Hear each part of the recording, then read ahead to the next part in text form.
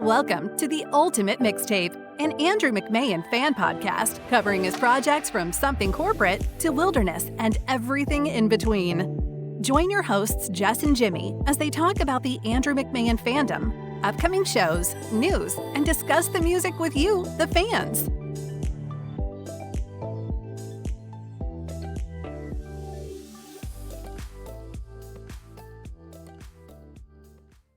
What's up, everybody? I'm Jess Manzella, and with me, as always, I have my partner in crime and life, Jimmy McFadden. Hey, everyone. Welcome back to the Ultimate Mixtape. We're in season 2, so now we are an Andrew McMahon fan podcast. So we definitely had to make sure that we talk about this epic SOCO reunion. Something Corporate is finally getting back together, and we're excited for it. What do you think about it, Jimmy? Well, first, I'm shocked that it's even happening. So that's for one, because they did a reunion show and stuff like that, and they did stuff for his birthday, like 4 or 5 songs, but an actual show is shocking. So I'm ecstatic. I'm ecstatic that we have an awesome group of friends that we were able to get tickets for this show. And then we'll see them Saturday when we were young. But we have quite a bit of shows coming up. So if you guys want to follow our show calendar, definitely check out our website, theultimatemixtape.com.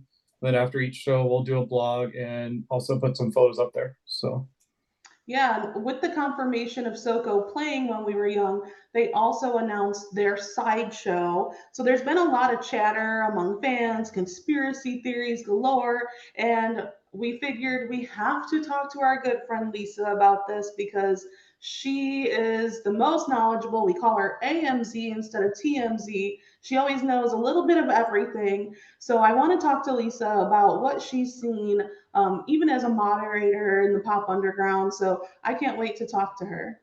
Agree. She is the AMZ. I'm waiting for her to be on the payroll because Andrew should start paying her. So Andrew, come on.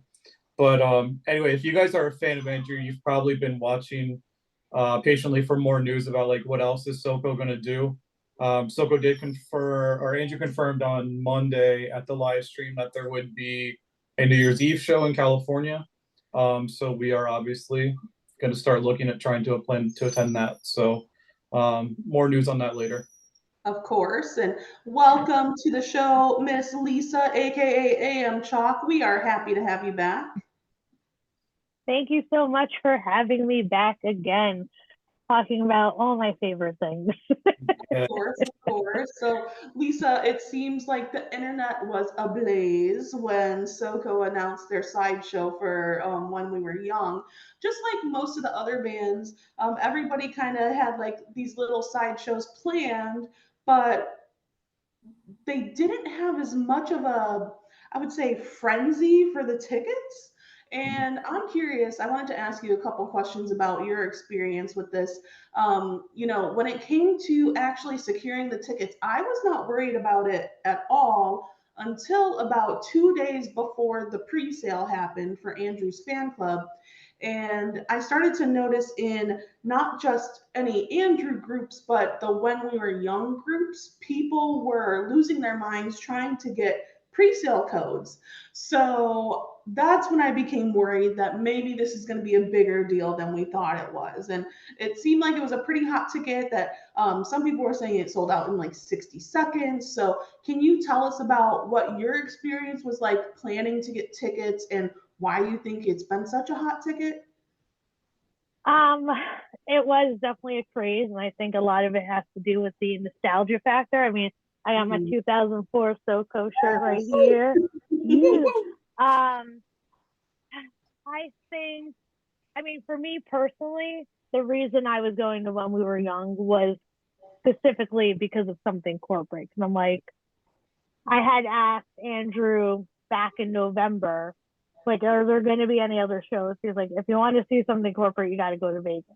So at that time, I was like, all right, this is my one chance. Do it, even though I know it's going to be only a 35-minute set, whatever. Yeah. Other friends were going. It was kind of a no-brainer at that point. And then I think when you think about all the bands that are playing, how many of them really have stopped touring, where something corporate really, there's not been anything around. I think there's so many people who just didn't follow Andrew into his career. Like maybe they knew Jack's Mannequin, but once that ended, they didn't know about just the Andrew McMahon with the Pop Underground EP, didn't follow him into the wilderness. I mean, I've seen so many TikToks and videos of like, oh my God, I didn't realize this was the same guy as Something Corporate, and he plays Something Corporate songs. Where to us, where we've been there the whole time, we're like, duh. So I think as people are kind of like putting this together and know that Andrew has something else going on, like this is going to be their shot to see Something Corporate. So I think that's where the frenzy comes in. And I also thought there was going to be a lot of other side shows happening, because I had even been talking to our other friend Jessica, like, what happens if like the Academy announces a side show too? Like, I want to see them as well. But they've been doing shows, and like I think they did Summerfest or whatever, so it's not, they're not completely off the grid as a band. Boy, so a lot of these bands they've been kind of around, like you said. Something Corporate is really the only band that like I guess the original lineup has not been together in so long. So maybe that is the whole nostalgia thing. Like I totally agree with that. Yeah, because even like Yellow Card's tour, the Ocean Avenue tour, how crazy did that go? So I think just people want to see the band that they think that this is going to be their one shot. Right. Yeah, I agree. And I mean, and they're fucking awesome. So why wouldn't they want to? Duh. So Lisa, going back to like 2002, that was my first SOCO show. It was actually at 97X, Next Big Thing, which he almost does every year for like the last 20 years. But I actually, for this interview, I actually did and looked back at the lineup. Who else was in with Something Corporate? Everclear, Our Lady Peace, The Used, and this is just some of them: Bowling for Soup, Finch, and Cypress Hill, of all people. So I saw Cypress Hill and SOCO together in 2002.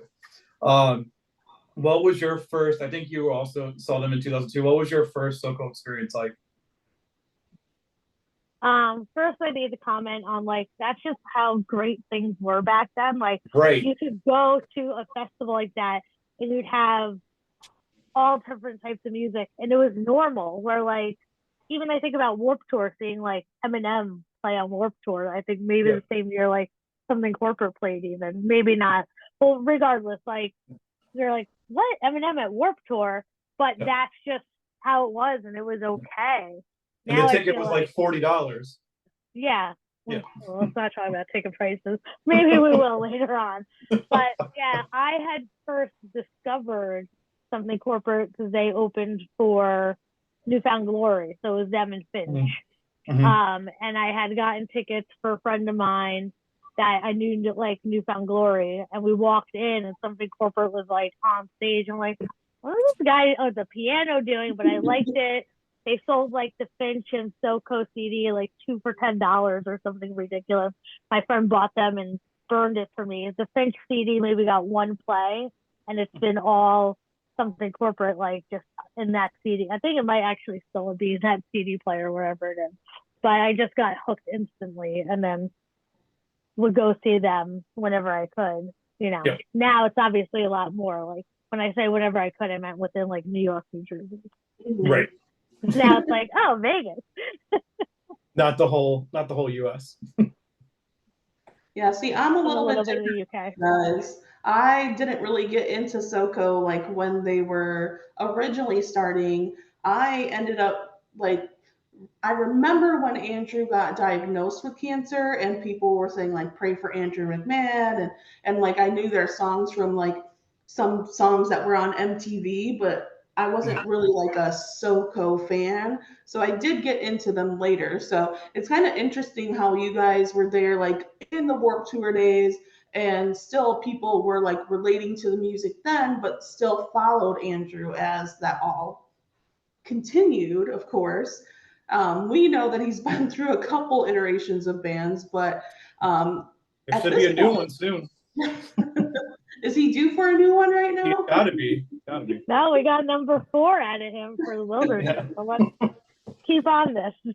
Honestly, though, it seemed like for Andrew and his, I guess his camp, they were pretty shocked at the outcome of the ticket sales. And just recently, he kind of had like this little, I want to say like bitch fest tirade on Instagram about the ticket companies and how he really wants people to not buy resale and let them like get the dirt like cheapest price that they can get for those tickets. So it's kind of interesting because I feel like he's always been like that, Yeah. but I wonder why they were so shocked that they didn't think that this would sell out so fast and the demand was so high. Do you think that they were like underestimating like the love of something corporate? I definitely think they were, because even if you look at the Something Corporate Instagram that came about, which I'm going to pull up right now, I'm just curious about something. I mean, they definitely so they don't even have 10,000 followers on their Instagram. Yeah, that's so brand when you new. think about that, it's low compared to Andrew's at, hundreds of thousands. You know what I mean? Like, so when you think about that, maybe they thought starting that Instagram, see how much it goes, like how much hype it gets. There's definitely people hyped about it, but I guess if you've been sort of in the shadows for so long because you've been doing something else and something corporate hasn't been around. Yep. I guess it's always good to err on the side of caution, because I think something corporate was such a short-lived thing.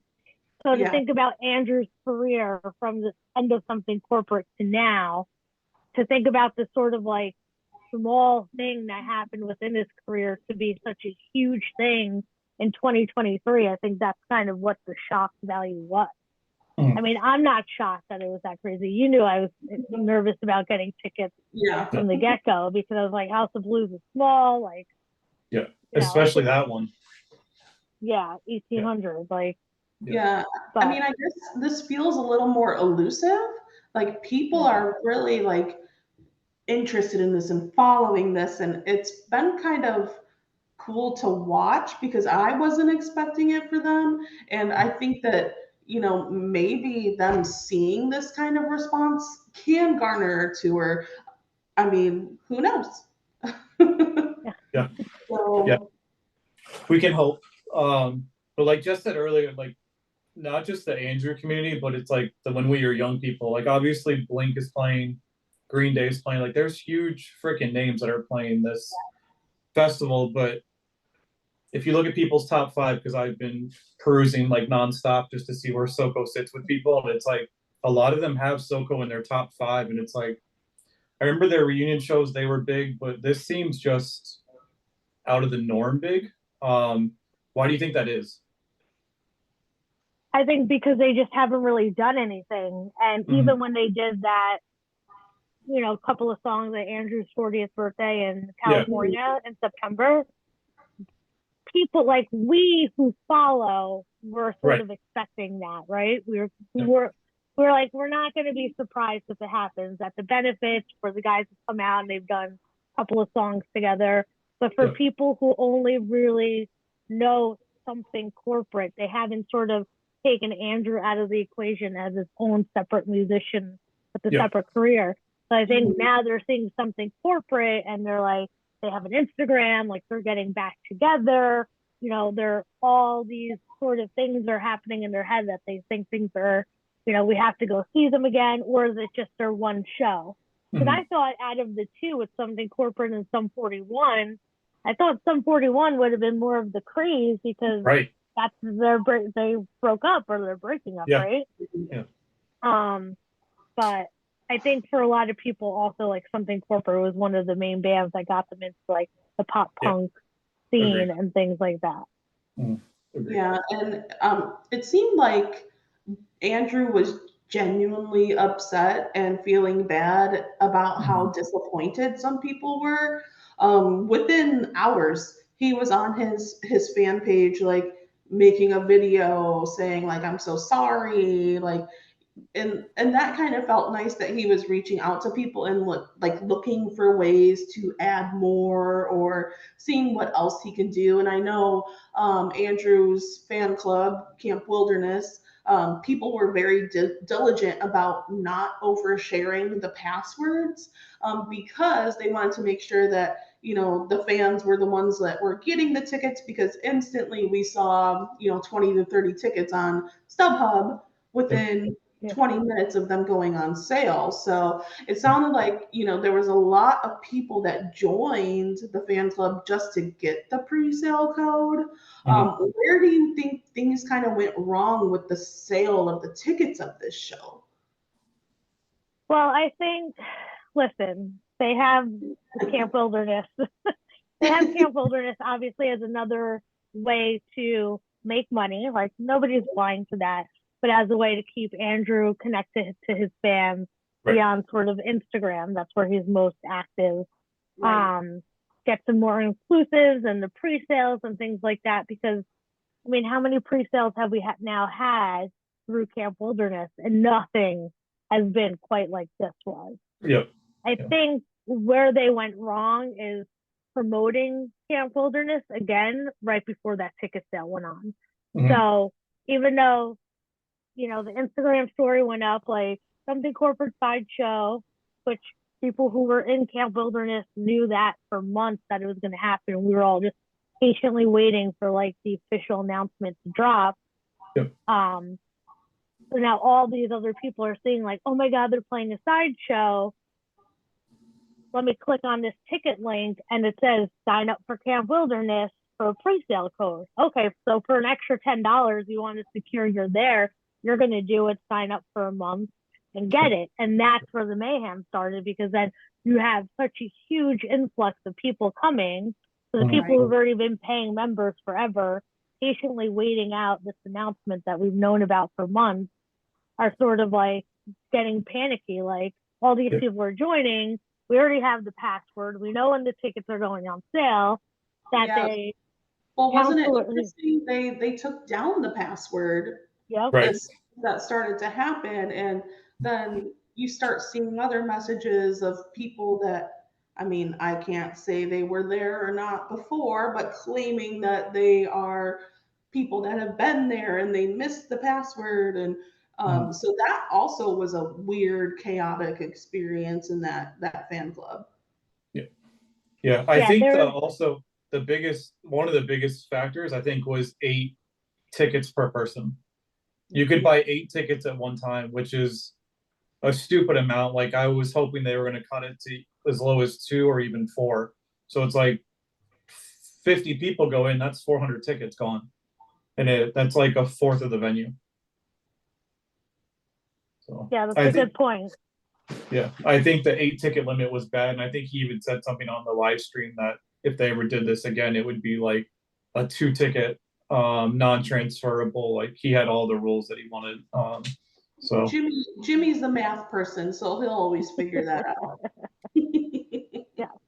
That's a 8 tickets is a lot per person. So, but go ahead. Doesn't say, like, we all talked about it in like our group of 12 people, right? We're like, how many need to try? Like, if it's only a 4 ticket limit, and we still only went for 4 tickets each because we didn't want to like glom up all these tickets, even though we knew we had people to sell them to. So you're almost left with regret. Like, we should have just bought as many as we could, because then people who, not to say actually fans, but like, we weren't going to sell them on StubHub for $300. And just to be super clear to anyone listening, we had extra tickets and we sold them for cost of what we paid for them. So don't think we made a killing on StubHub. We could have, but we did. We sold them. We thought about it, but we're like, that's such an asshole thing to do. I actually kind of loved what ended up happening organically. Is like, obviously we had like different groups that were going to be coming together, and everyone usually meets up at the show, but this time we kind of pre-planned a little bit, and we had that group that were like, hey, let's all get tickets. make sure we all can get tickets for each other. I equate it to like a war room because that's like what I'm doing at work right now. Like we have this war room. We're like, okay, this is going on. This is going on. This is happening. And that was actually kind of like, I think, interesting because you don't see that a lot when it comes to like fan groups. Like we had those people and we made sure that we got the tickets, but they were going to other fans that we knew in the community, and that because it sounds like that's what Andrew wanted to. Honestly. Okay. We even had the Google sheet to make sure everyone got their tickets and who were allotted. Like it was definitely. Oh yeah, it's Ashlyn coming in with her spreadsheet skills. Yeah.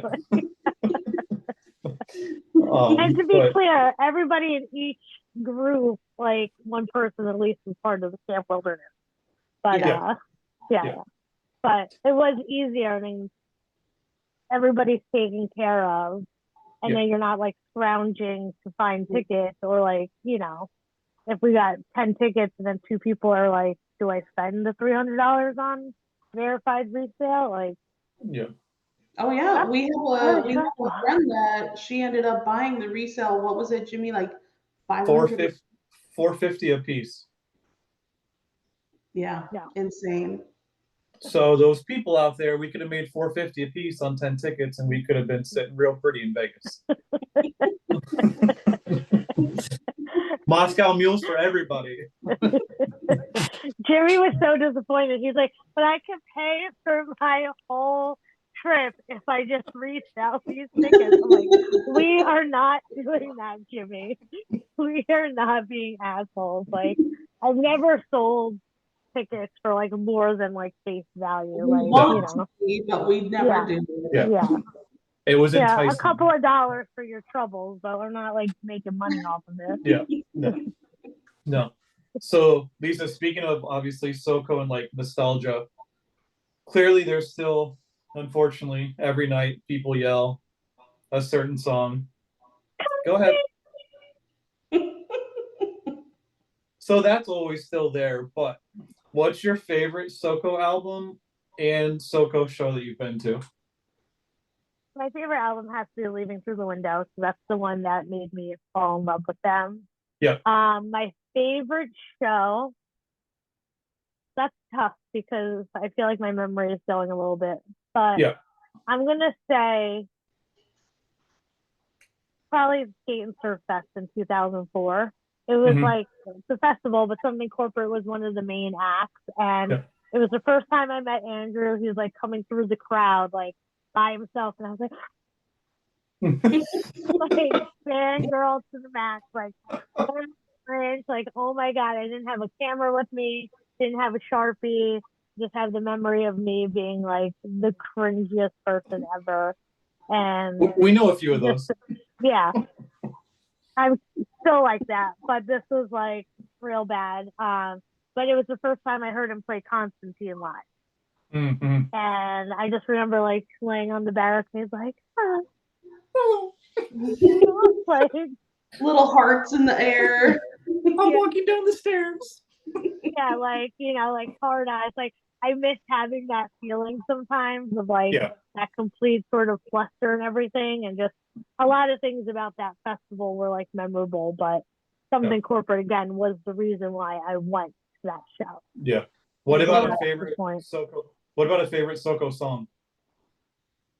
That's tough. That's got to be either between like Fall and I Want to Save You. If we're going like deep cuts, Ben Franklin's Kite has always been a favorite.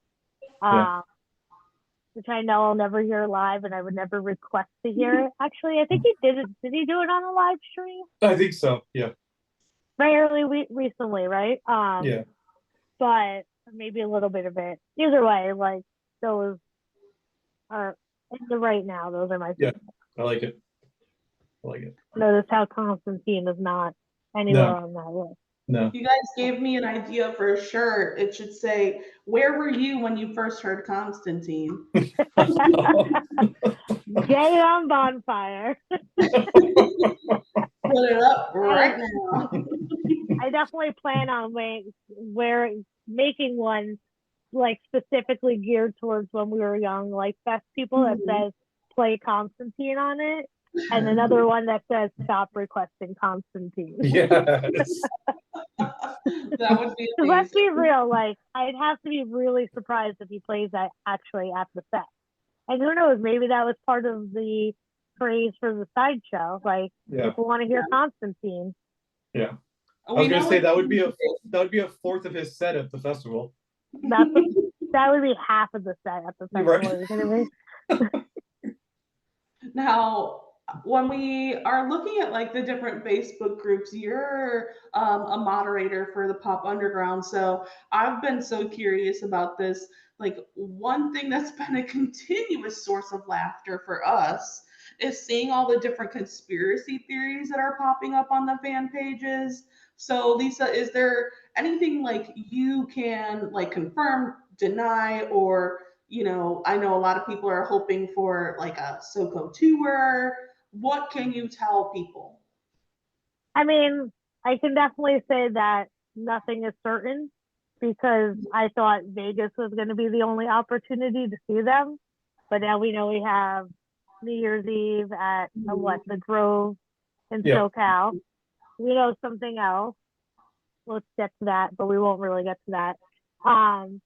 So nothing is certain, but from what I know of Andrew and just can sort of piece together, I don't think there will be a tour happening just because he's doing his own baseball tour. He just had Tilt at the Windmore No More come out in like March, April. I can't see and not to mention like the other members of the bands, like they don't do being a musician isn't a full-time job for them. Like I know Brian Ireland like has been in bands, but as a side thing where he has a full-time job, so like that's a big undertaking for those guys who have full-time jobs.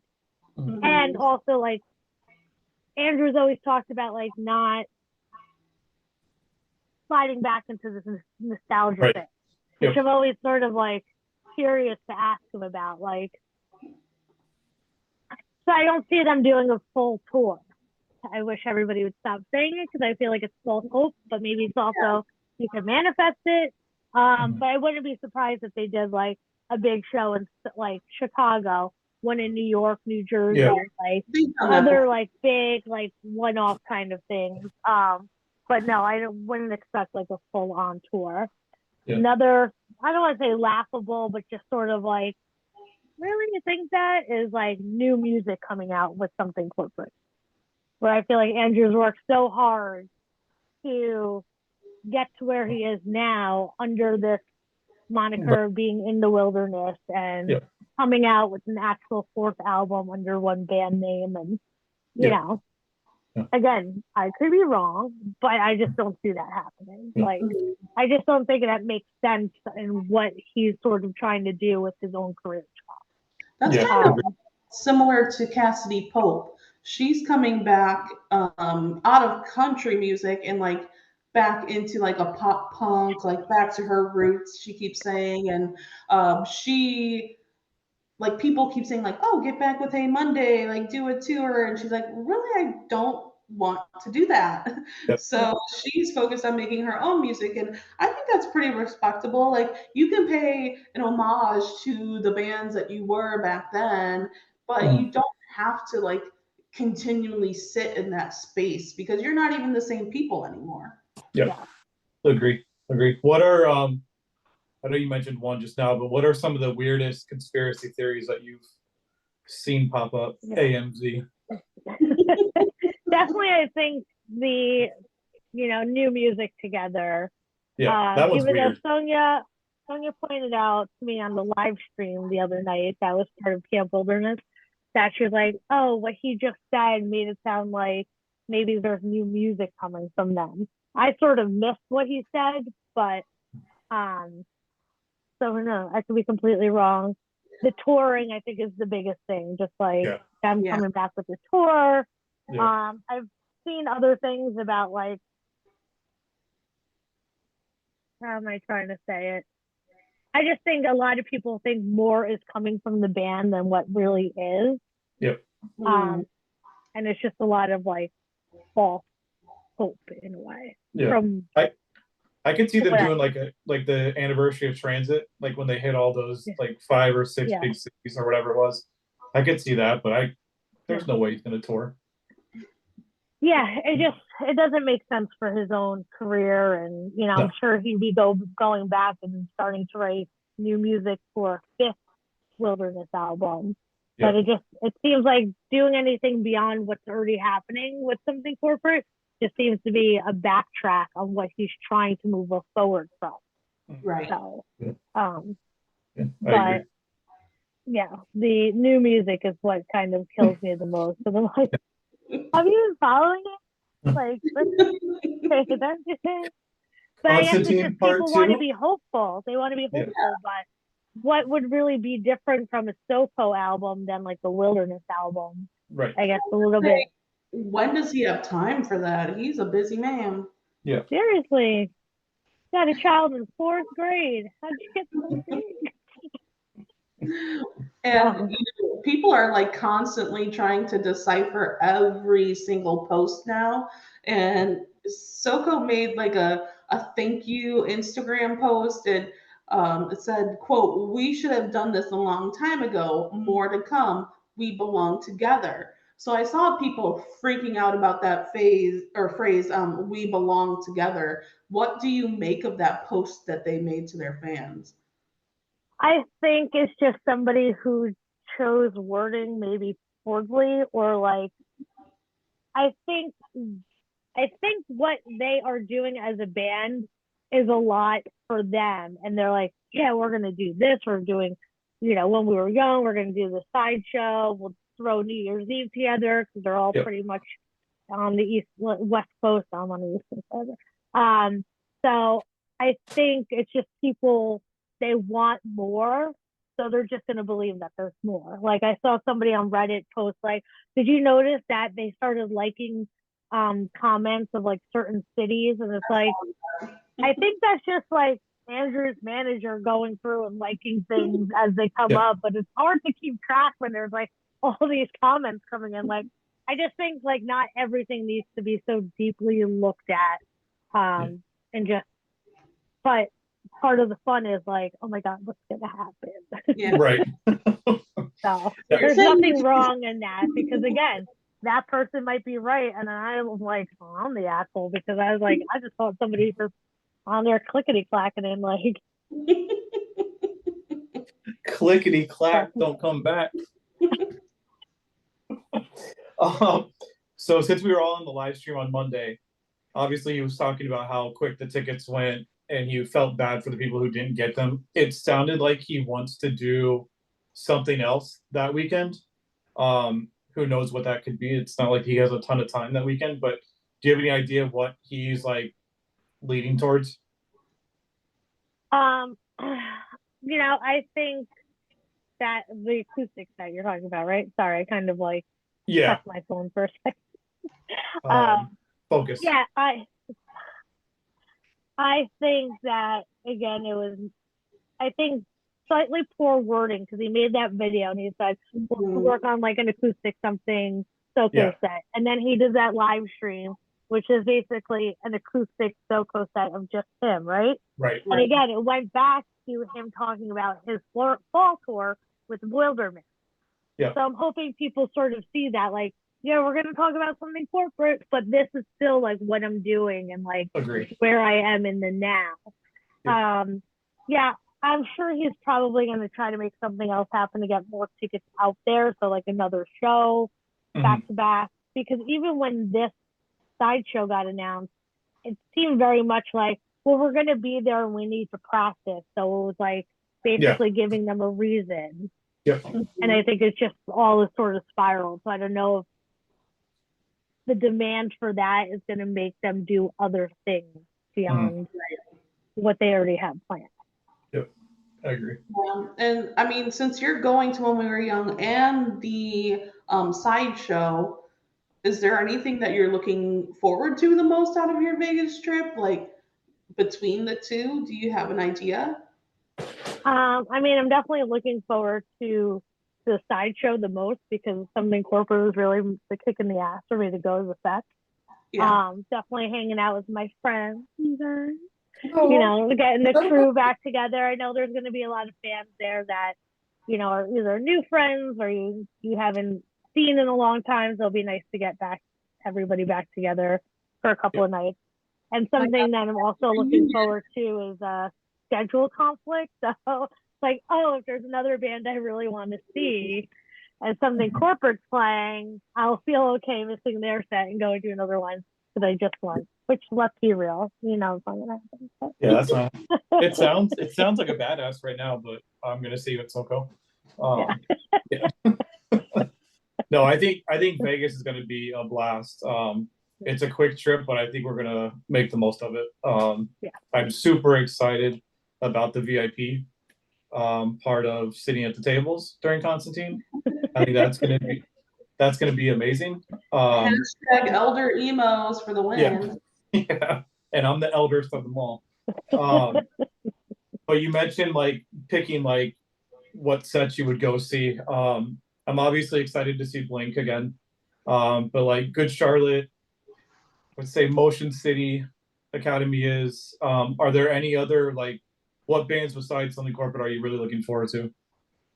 Definitely the Academy is very high up there. Simple Plan, Newfound Glory, The Offspring. I'm really excited to see. Yeah. I really hope they play Bad Habit because I love to scream sing that song.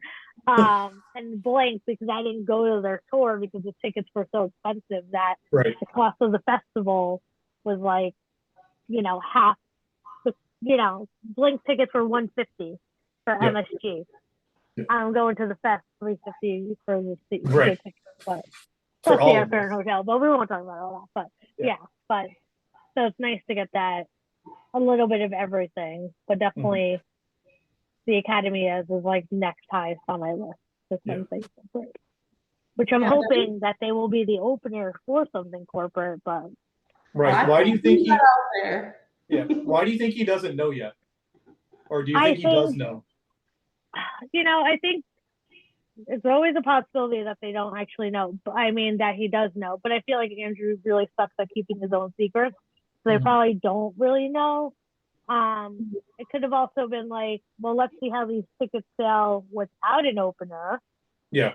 And, you know, and now, like, because it's sold as such a Something Corporate show, it'd be curious to see if they get such a bigger name like the Academy is to open rather than somebody like, I don't want to say smaller scale, but you know what I mean? Like where the Academy is would be selling half of those tickets at least.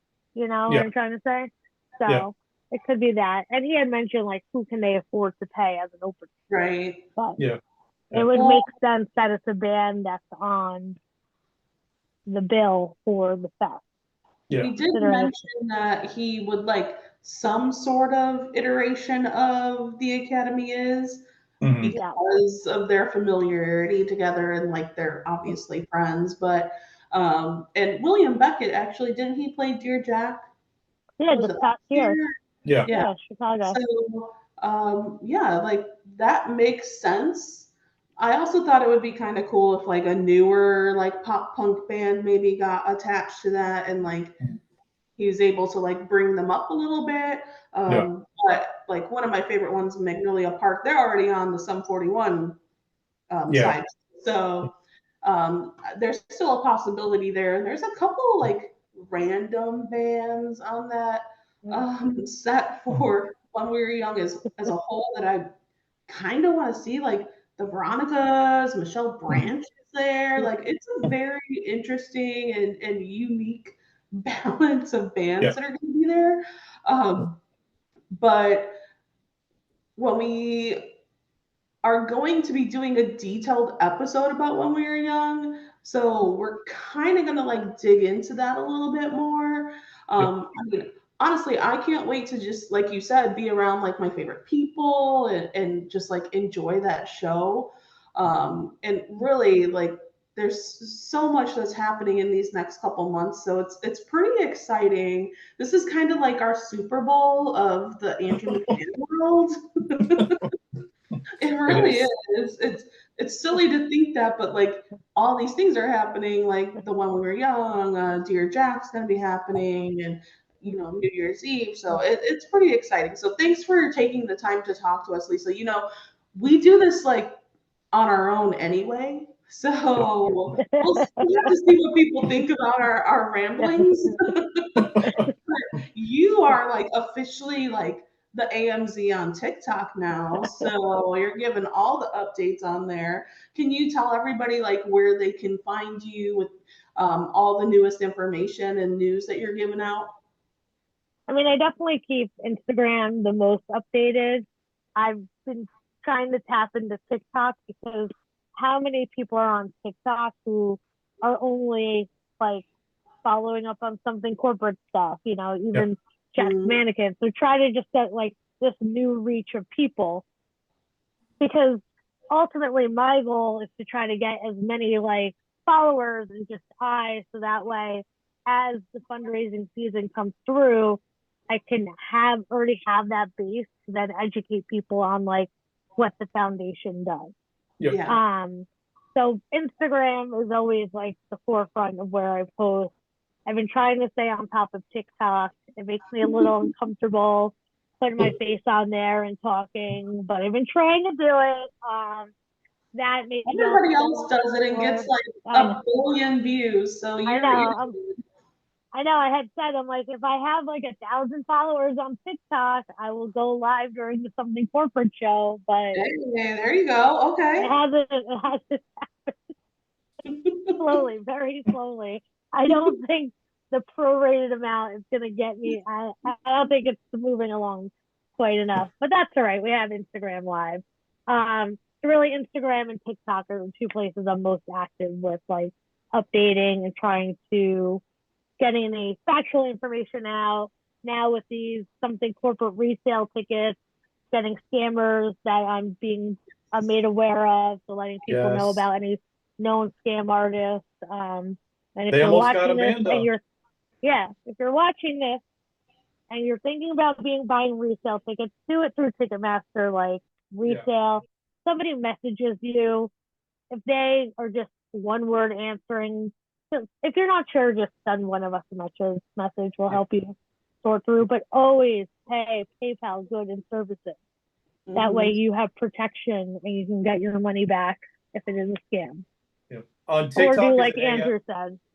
Yeah. On TikTok, are you AM_chalk? No, it's AM.chalk. Okay. Because we started an AM_chalk and I couldn't get the password back. So.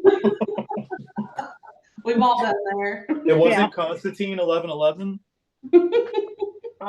Way to give out my password for everything, Jimmy. People are gonna be like, why do they hate Constantine so much? We don't. We hate the hecklers. Yeah. We hate the Constantine heckler. Yeah. Yeah. Exactly. I like the song. Yeah. It's just the guy that yells it. Yeah. Yeah. Awesome. Thank you, Lisa, for your time. You're welcome. Thank you. Thank you guys for having me. Always. We will probably try to catch you again when there's more news to reveal and do like an update episode. I think that would be fun.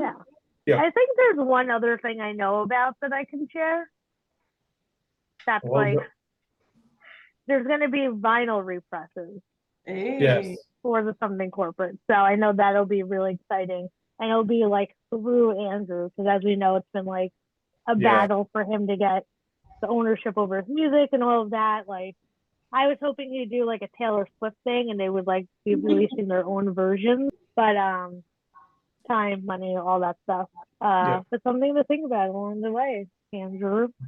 So vinyl represses. And then as more comes up, we could talk about it. Yeah, we'll be hitting you up again. AMZ. Definitely go follow Lisa, AM Chalk. Support everybody for their Dear Jack Foundation donations right now. Everybody's posting their links on Instagram. You can probably find all the hashtags. We'll post links to everything too on this episode. But thank you everybody for listening. We have updates, like Jimmy said, on our website, and we can't wait to see everybody at the shows. I have one more thing. Tell I us. just remembered. My friend Chris, that lives in the UK, went to the Andrew show in London, and he said that Andrew did allude to like a possible something corporate in the UK.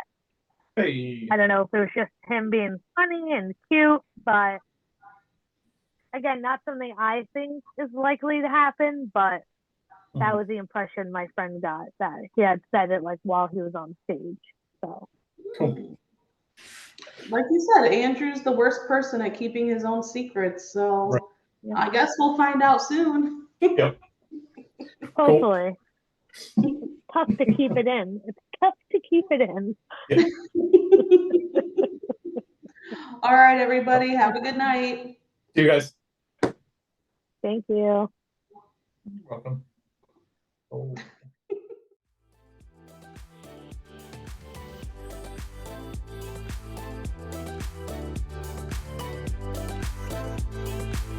Thank you for listening to the Ultimate Mixtape, an Andrew McMahon fan podcast. Don't forget to like, share, and subscribe everywhere you listen to your podcasts. To keep up with the latest news, visit our website, www.theultimatemixtape.com.